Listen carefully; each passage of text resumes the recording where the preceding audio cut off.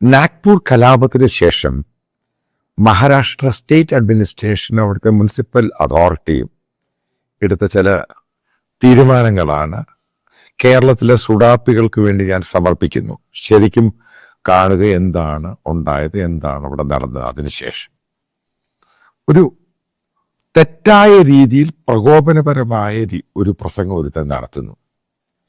അതിന് ബേസിക്കായിട്ട് ഈ സംഭവങ്ങളൊന്നും നടന്നു, എല്ലാം ഫാബ്രിക്കേറ്റഡ് ആയിട്ട് ഉണ്ടാക്കിയെടുത്ത ചില പടങ്ങൾ, അതായത് ചില പിക്ചേഴ്സ്. അത് വളരെ പ്രകോപനപരമായിട്ട് മൈനോറിറ്റി ഡെമോക്രാറ്റിക് പാർട്ടി എന്ന് പറഞ്ഞ അതിൻ്റെ നേതാവ് ഫഹീം ഖാൻ അദ്ദേഹം പ്രസംഗം നടത്തുന്നു.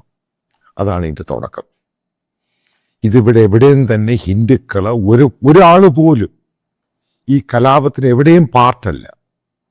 സോഷ്യൽ മീഡിയയിൽ ഇങ്ങനെ പല ചലനങ്ങൾ നടക്കുന്നു. മുസ്ലിങ്ങളുടെ പെരുന്നാളാണ്, അതുമായിട്ട് ബന്ധപ്പെട്ട് ഈ ഫഹീം ഖാൻ നടത്തിയ പ്രസംഗം പിന്നീട് അത് സോഷ്യൽ മീഡിയയിൽ പോയി ഉണ്ടാക്കിയ പ്രശ്നം.